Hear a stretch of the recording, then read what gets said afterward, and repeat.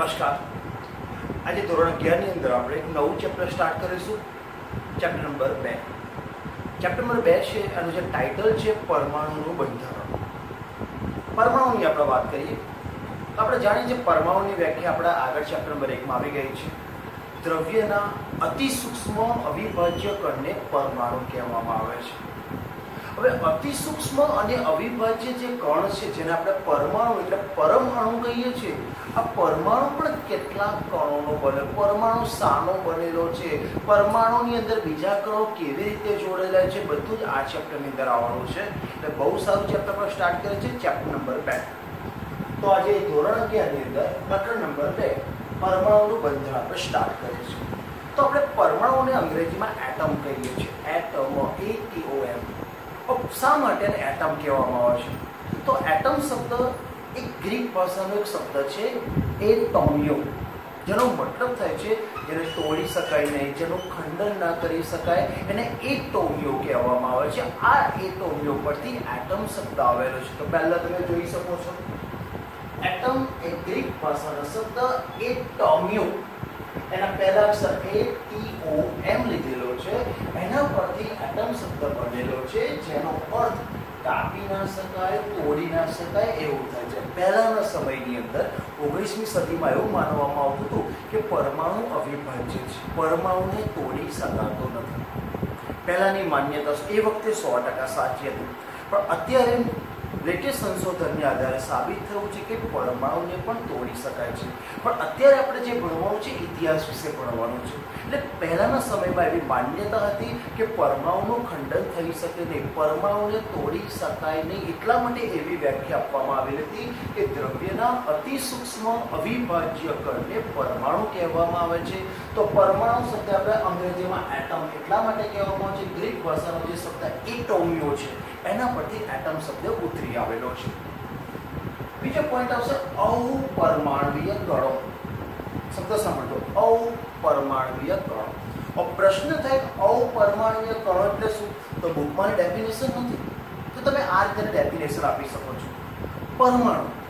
પરમાણુ કરતા નાના જે કણો હોય, પરમાણુ કરતા જે નાનામાં નાના કણો હોય એ બધા જ કણોને અપરમાણવીય કણો કહેવામાં. એટલે તમને પ્રશ્ન થશે, પરમાણુ કરતા પણ નાના કણો હોય? હા, આજે તમે જોજો પરમાણુ કરતા પણ સૂક્ષ્મ કણો હોય છે.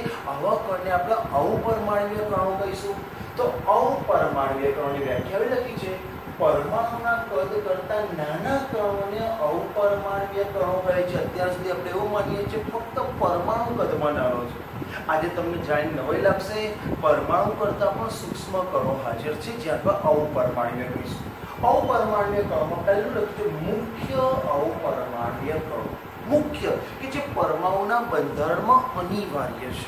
તો એની અંદર ઇલેક્ટ્રોન આવશે, પ્રોટોન આવશે અને ન્યુટ્રોન. તો કદાચ કોઈ તમને પૂછે મુખ્ય અપરમાણવીય કણો કયા, તો તમારો આન્સર હોવો જોઈએ ઇલેક્ટ્રોન, પ્રોટોન અને ન્યુટ્રોન એ મુખ્ય અપરમાણવીય કણો છે. એટલે કોઈ પણ પરમાણુમાં એના બંધારણમાં આ તો હોય જ. એટલે પરમાણુમાં મુખ્ય જે અપરમાણવીય કણ છે એમાં 3નો સમાવેશ થાય છે. હજુ આગળ છે અન્ય પણ અપરમાણવીય કણો છે. અન્ય આપણે ઇલેક્ટ્રોન, પ્રોટોન, ન્યુટ્રોન ને બાદ કરીએ એના સિવાય પણ અપરમાણવીય કણો છે. નામ બોલી સાંભળજો, પોઝિટ્રોન, ગ્રેવિટોન, મેસોન, ફોટોન. મેસોનમાં પણ ઢગલો પ્રકાર છે, ચાય મેસોન, પાય મેસોન, ચીટા મેસોન, પણ આપણે બધા પર પડવાનું નથી. આ ચેપ્ટરની અંદર ફક્ત આપણે ઇલેક્ટ્રોન અને પ્રોટોન વિશે ડીપમાં પડવાનું છે. એટલે આ ઉપરમાં નોલેજ માટે નામ લખ્યું છે કે પરમાણુની અંદર આવા સૂક્ષ્મ અપરમાણવીય કણો આવેલા છે. બટ આ ચેપ્ટરની અંદર આવા અપરમાણવીય કણોની કોઈ જ ડિસ્કસ નથી. જે આગળ તમે 12મું ધોરણ પછીના પોઈન્ટની અંદર આ બધા આવી શકે છે. એટલે અત્યારે ફક્ત આપણે ઇલેક્ટ્રોન અને પ્રોટોનને ડિસ્કસ કરીએ. હવે જે પ્રશ્ન સ્ટાર્ટ થાય છે, જે કદાચ પરીક્ષામાં થિયરીમાં પૂછાઈ શકે છે, ઇલેક્ટ્રોનની શોધ. ઇલેક્ટ્રોનની શોધ કેમની થઈ? તો એના માટેનો એક પ્રયોગ છે, તેનું ટાઇટલ છે કેથોડ કિરણાવલીનો પ્રયોગ અથવા ઇલેક્ટ્રોનની શોધ. બંને એક જ ક્વેશ્ચન. પરીક્ષામાં તમને પૂછે ઇલેક્ટ્રોનની શોધ પર 2 નોટ લખો, અથવા બીજો પ્રશ્ન કેથોડ કિરણાવલીનો પ્રયોગ સમજો. બંને એક જ પ્રશ્ન છે. બંને પ્રશ્નનો જવાબમાં એક જ પોઈન્ટ આવે છે કે ઇલેક્ટ્રોન કેમની શોધ થઈ, ઇલેક્ટ્રોન વાસ્તવમાં શું છે. તો જો આ પ્રયોગ તમારે સમજાવવો હોય તો તમારે આકૃતિ ખાસ દોરવી પડશે. જરા આકૃતિ ધ્યાનથી જોજો. અહીંયા તમે એક ટ્યુબ જોઈ શકો છો, અને વીજભાર નળી કહેવામાં આવે છે. આ વીજભાર નળી છે. આ વીજભાર નળીમાં હવા શોષક પંપ વડે બધી જ હવા બહાર કાઢી લેવાની છે. એટલે અહીંયા શું તો શૂન્યાવકાશ પંપ, એટલે બધી જ હવા બહાર કાઢી લેવાની છે. અંદર શૂન્યાવકાશ કરવાનો છે, એટલે શબ્દ લખો છો શૂન્યાવકાશ પંપ. તમે જોઈ શકો છો બધી જ હવા બહાર કાઢી લીધેલી છે. તો શૂન્યાવકાશ પંપ વડે બધી જ હવા બહાર કાઢી એટલે નળીની અંદર કોઈ પણ અવકાશ, કોઈ પણ વાયુ રાખવાનો નથી. શૂન્યાવકાશ કરવા માટે શૂન્યાવકાશ પંપનો યુઝ કરેલ છે. હવે તમે જોઈ શકો છો આ નળીની અંદર બે ધાતુની પટ્ટી, એક લેફ્ટ સાઈડ હોય છે અને એક રાઈટ સાઈડ હોય છે. આ જે ધાતુની પટ્ટી છે એનું જોડાણ બાહ્ય પરિપથની અંદર તમે જોઈ શકો છો એક બેટરી સાથે કરેલી છે. બેટરી બુકની અંદર બેટરી વર્ડ્સ નથી, ઊંચો વોલ્ટેજ. યાદ રાખજો, બેટરી એ ડીસી વોલ્ટેજ ધરાવે છે, ડાયરેક્ટ કરંટ ધરાવે છે. ઊંચો વોલ્ટેજ આપણા ઘરની અંદર એસી કરંટ આવે છે, જ્યારે બેટરીની અંદર ડીસી કરંટ આવે છે. તો ઊંચા વોલ્ટેજ ધરાવતી બેટરી સાથે આ બંને ધાતુની પટ્ટીનું જોડાણ કરે છે. હવે જ્યારે પણ એક શબ્દ યાદ રાખજો, આ 12માં પણ તમારે આવશે, જ્યારે પણ ઊંચા વોલ્ટેજ ધરાવતી બેટરી સાથે ધાતુની પટ્ટીનું જોડાણ કરેલી હોય તો આ ધાતુની પટ્ટીને વિદ્યુત ધ્રુવ તરીકે ઓળખવામાં આવે છે. યાદ રાખજો, જ્યારે બેટરી સાથે ધાતુની તકતીનું જોડાણ કરેલું હોય તો એ ધાતુની તકતી, ધાતુ તકતી નહીં, એને વિદ્યુત ધ્રુવ એટલે કે અંગ્રેજીમાં ઇલેક્ટ્રોડ કહેવામાં આવે છે. તો અહીંયા અમે લખ્યું છે આ એક વિદ્યુત ધ્રુવ, આ બીજો વિદ્યુત ધ્રુવ. હવે કયો વિદ્યુત ધ્રુવ એનોડ અને કયો વિદ્યુત ધ્રુવ કેથોડ બાળકોને સમજણ નથી પડતી. તો એનો સિમ્પલ ફંડામેન્ટલ બેટરી તમારે જોવાનું. આ બેટરીનો ઋણ છેડો છે. ઋણ છેડો જે વિદ્યુત ધ્રુવ સાથે જોડાય એને કેથોડ કહેવામાં આવે. એટલે કોઈ તમને પૂછે કેથોડ કોને કહેવામાં આવે છે, તો જો બેટરી દેખાય તો તરત તમારે કહી દેવાનું બેટરીનો ઋણ છેડો જે વિદ્યુત ધ્રુવ સાથે જોડેલો હોય એને કેથોડ કહેવામાં આવે છે. એટલે જ કેથોડને ઋણ ધ્રુવ કહેવામાં આવે છે, કારણ કે બેટરીના ઋણ ધ્રુવ સાથે જોડેલો છે. અને બેટરીનો ધન છેડા સાથે જે વિદ્યુત ધ્રુવનું જોડાણ કરવામાં આવે એને એનોડ કહેવામાં આવે છે. એટલે યાદ રાખજો, બેટરી સાથે જો જોડાણ કરે તો બેટરી માઇનસ અને પ્લસ હોય છે. બેટરીના માઇનસ છેડા સાથે જે વિદ્યુત ધ્રુવનું જોઈન્ટ કરવામાં આવે છે એને કેથોડ કહેવામાં આવે, અને બેટરીના ધન છેડા સાથે જે વિદ્યુત ધ્રુવનું જોડાણ કરવામાં આવે ને એને એનોડ.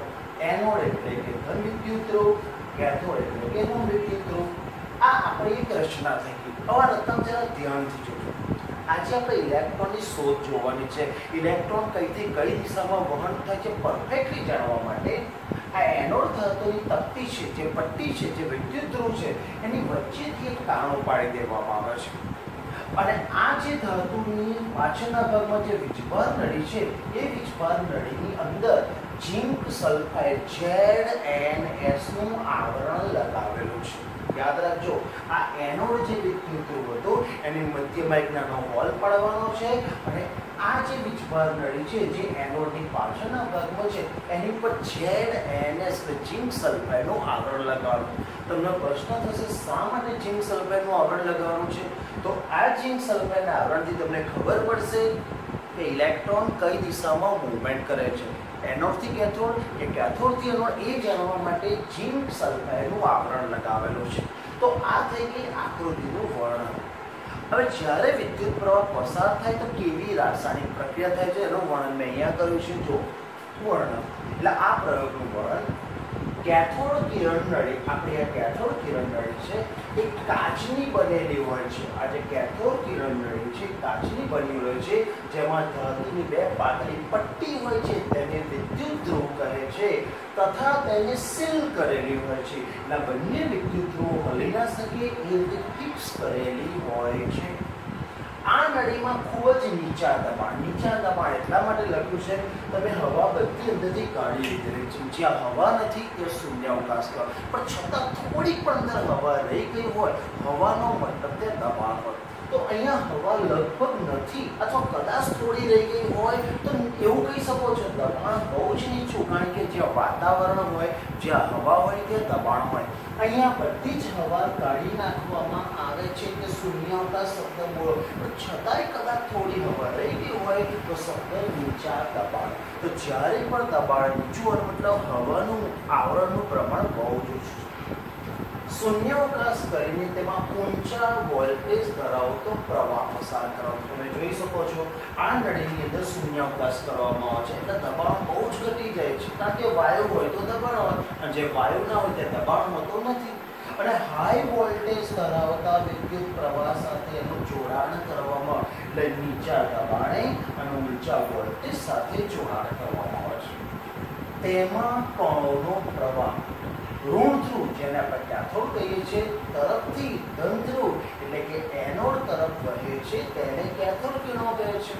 એટલે અહીંયા હાઈ વોલ્ટેજ ધરાવતો વિદ્યુત પ્રવાહ જ્યારે પસાર કરવામાં આવે છે તો ઇલેક્ટ્રોનનું વહન, હું શબ્દ યાદ રાખો, મારો શબ્દ છે ઇલેક્ટ્રોનનું વહન. આપણે ઇલેક્ટ્રોનના શોધ પર જઈએ છીએ એટલે આપણો ટાર્ગેટ ઇલેક્ટ્રોન હોવો જોઈએ, તો ઇલેક્ટ્રોનનું વહન કેથોડથી એનોડ તરફ થાય છે.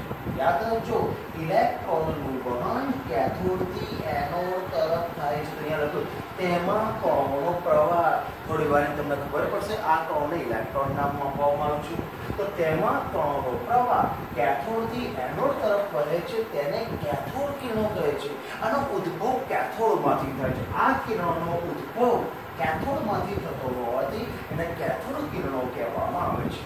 કેથોડથી એનોડ તરફના પ્રવાહની તપાસ કરવા માટે ઇલેક્ટ્રોન દેખાતો નથી તો કેવી રીતે ખબર પડે કે ઇલેક્ટ્રોન આ દિશામાં જઈ રહ્યો છે કે આ દિશામાં જઈ રહ્યો છે? તો એના માટે આ જે એનોડ વિદ્યુત ધ્રુવ છે એની મધ્યમાં એક નાનો હોલ પાડવામાં આવે છે. જ્યારે પણ વિદ્યુત પ્રવાહ પસાર કરવામાં તો આ કિરણો જો આ બાજુ ગતિ કરતા હશે તો ZNS એવું આવરણ છે કે જેની ઉપર કણો અથડાય તો ત્યાં પ્રકાશિત ઝબકારા થાય છે. અને આ પ્રયોગની અંદર અહીંયા ZNS નું આવરણ લગાવ્યો ત્યારે વૈજ્ઞાનિકો જોયું, નવાઈ લાગી કે અહીંયા પ્રકાશિત ઝબકારા થતા હતા. આ તરફ કોઈ પ્રકાશિત ઝબકારા નહોતા, પ્રકાશિત ઝબકારા આ તરફ થતા હતા. તો સાબિત થઈ ગયું કે ઇલેક્ટ્રોનનું વહન કેથોડથી એનોડ તરફ થાય છે. અને આમ થવાને કારણે અહીંયા ZNS નું પેલું છે પ્રકાશિત ઝબકારા જોવા મળે છે. તો ZNS નું આવરણ છે એ પ્રસ્ફુરણ તરીકે કામ કરે છે. એટલે એની ઉપર કણોનો મારો થાય કે ઇલેક્ટ્રોન અથડાય છે તો પ્રકાશિત ઝબકારા ઉત્પન્ન કરે છે. સાબિત થઈ ગયું કે આ જે કણો છે કેથોડમાંથી ઉત્પન્ન થાય છે અને એનોડ તરફ ગતિ કરે છે. આ ગતિની દિશા જાણવા માટે કે કેથોડથી એનોડ છે કે બીજી છે એટલા માટે ZNS નું આવરણ લગાવ્યું અને ZNS પર જેવા આ કણો અથડાય છે તે પ્રકાશિત ઝબકારા ઉત્પન્ન થાય છે.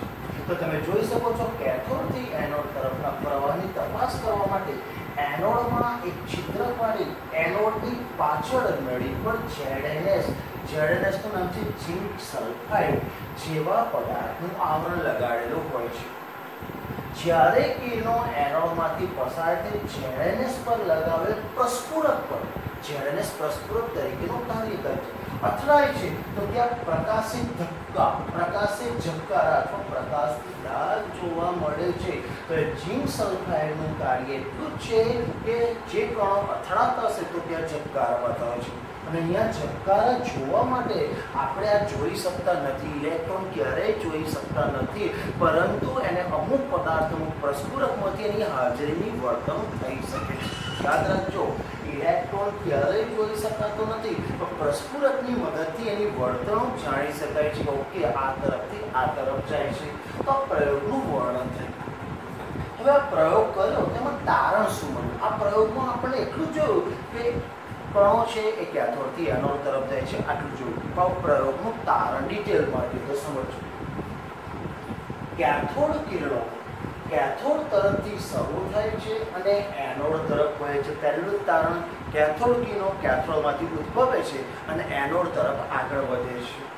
બીજો બિંદુ આ કિરણો પોતે દ્રશ્યમાન નથી. મેં પહેલા જ કીધું ઇલેક્ટ્રોન ક્યારેય જોઈ શકાતો પોતે દ્રશ્યમાન નથી, પરંતુ તેમની વર્તણૂક, તેમની હાજરી અમુક પદાર્થના દાખલા તરીકે અમુક પદાર્થો જેવા કે ઝિંક સલ્ફાઇડની મદદથી જાણી શકાય. એટલે યાદ રાખજો, આ જે કેથોડ કિરણો જે ઉત્પન્ન થયા છે એને આપણે નરી આંખે જોઈ શકતા નથી. એની હાજરી જાણવી હોય તો તમારે ZNS જેવા પ્રસ્ફુરક પદાર્થની હાજરીથી તમે જોઈ શકો છો કે આ વિશિષ્ટ પ્રકારની વર્તણૂક બતાવે છે.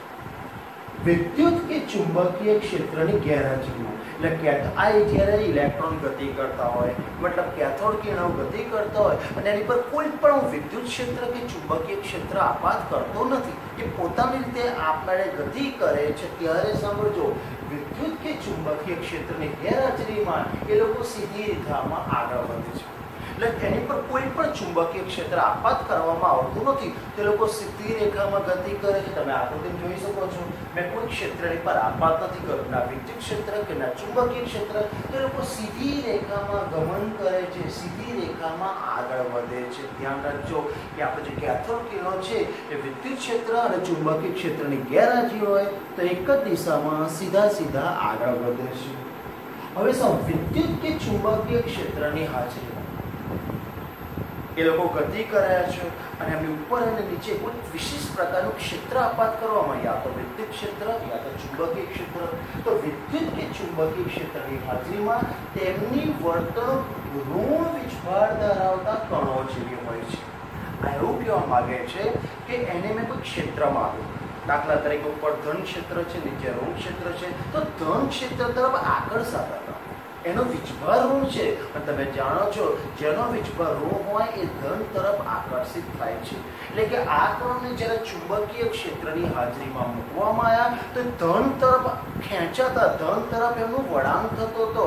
અને ધન તરફ વળાંક થાય છે એટલે એનો પોતાનો વીજભાર ઋણ હોય, કારણ કે તમે જાણો છો વિરુદ્ધ વીજભાર વચ્ચે આકર્ષણ થાય છે. એટલે ઇલેક્ટ્રોન જતા હતા, પણ અહીંયા ચુંબકીય ક્ષેત્ર આપવામાં, જે ધન ચુંબકીય ક્ષેત્ર તે તરફ એ વિચલન પામતા હતા, તે તરફ એ આગળ વધતા હતા અને ધન તરફ આગળ વધે છે. એનો મતલબ કે આ જે કણો છે પોતાનો વીજભાર ઋણ હોય છે.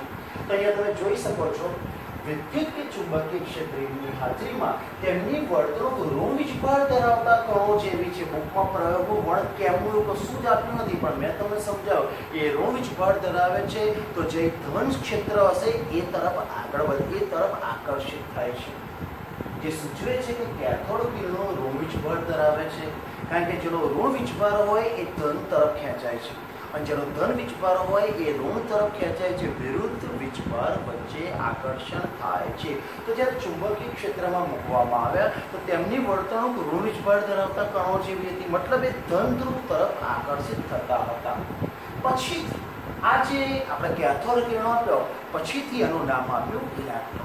આ જે કેથોડ કિરણો છે જે કેથોડમાંથી ઉત્પન્ન થયા, પછીથી આનું નામ આપવામાં આવ્યું ઇલેક્ટ્રોન. તો આ પ્રયોગ એ ઇલેક્ટ્રોનની શોધ પણ તમે કહી શકો છો, કેથોડ કિરણાવલીનો પ્રયોગ પણ તમે કહી શકો છો. હવે સાંભળો, કેથોડ કિરણોની લાક્ષણિકતા, આપણે જે કેથોડ કિરણો ઉત્પન્ન કર્યા એ વિદ્યુત ધ્રુવોના પદાર્થ, અહીંયા તમે ગમે તે વિદ્યુત ધ્રુવ મૂકો, 12મા ધોરણમાં આવશે, સક્રિય વિદ્યુત ધ્રુવ પણ આવશે, નિષ્ક્રિય વિદ્યુત ધ્રુવ પણ આવશે, વાયુ વિદ્યુત ધ્રુવ, ગમે તે વિદ્યુત ધ્રુવો મૂકવામાં આવે, કદાચ નળીની અંદર કોઈ વાયુ પણ ભરવામાં આવે. હવે સાંભળો, કેથોડ કિરણોની લાક્ષણિકતા વિદ્યુત ધ્રુવો પદાર્થો પર કે નળીમાં રહેલા વાયુના સ્વભાવ પર આધાર રાખતી નથી. એનો મતલબ કે તમે ગમે તે વિદ્યુત ધ્રુવો અંદર મૂકો અથવા તો અંદર ગમે તે વાયુ પસાર કરો, પણ કેથોડ કિરણો તો ઉત્પન્ન થવાના છે. ગમે તે વાયુ મૂકો, આ પ્રયોગમાં આપણે શૂન્યાવકાશ કીધો છે. ઇવન તમે કદાચ કોઈ વાયુ પણ ભરેલો છે અને કદાચ અહીંયા સક્રિય વિદ્યુત ધ્રુવો મૂક્યા હશે, અત્યારે વિદ્યુત ધ્રુવો પણ તમે ના જોજો, 12મા ચેપ્ટર 3માં ડિટેલમાં આવશે. તો યાદ રાખજો, ગમે તે વાયુ ભરવામાં આવે કે ગમે તે પ્રકારના વિદ્યુત ધ્રુવો મૂકવામાં આવે, પણ તો કેથોડ કિરણો તો ઉત્પન્ન થાય છે. તો આના પરથી તારણ નીકળ્યું. તારણ બહુ જ ઇમ્પોર્ટન્ટ છે. ઇલેક્ટ્રોન બધા જ પ્રકારના પરમાણુઓનો પાયાનો ઘટક છે. તમે અંદર ગમે તે વાયુ ભરો, તમે ગમે તે વિદ્યુત ધ્રુવ મૂકવામાં આવે, પણ કેથોડ કિરણો તો ઉત્પન્ન થાય છે અને કેથોડ કિરણો ઉત્પન્ન થાય છે એટલે ઇલેક્ટ્રોન ઉત્પન્ન થાય છે. તો સાબિત થયું કે દુનિયામાં કોઈ પણ પદાર્થ છે એના પાયાના ઘટકની અંદર ઇલેક્ટ્રોન તો છે. ઇલેક્ટ્રોન વગર પરમાણુનું અસ્તિત્વ શક્ય નથી. તો આ પ્રયોગ દ્વારા સાબિત થાય છે કે દુનિયાનો કોઈ પણ પરમાણુ હશે, કોઈ પણ પદાર્થ હશે, પરમાણુનો બનેલો હોય છે, પણ પરમાણુમાં જો પાયાનો ઘટક છે એમાં ઇલેક્ટ્રોન તો હોવો જોઈએ. અહીંયા જુદા જુદા વાયુઓ મૂકીને પ્રયોગ કર્યો, જુદા જુદા વિદ્યુત ધ્રુવો મૂકીને પ્રયોગ કર્યો, પણ અહીંયા તો ઝંકારા ઝિંક સલ્ફાઇડ પર થતા જેવું બતાવે છે કે ઇલેક્ટ્રોન તો છે. દુનિયાનો કોઈ પણ પદાર્થ લેવાની આવે અંદર ઇલેક્ટ્રોન તો હાજર જ છે. તો આજે આપણે આ પ્રયોગની અંદર ઇલેક્ટ્રોનના સંશોધન પર જોયું. નેક્સ્ટ લેક્ચરની અંદર આપણે ઇલેક્ટ્રોનના ટોપિક પર આગળ વધીશું. તો નેક્સ્ટ લેક્ચરની વેઇટ કરજો. આપણે નેક્સ્ટ લેક્ચરમાં ફરી મળીશું.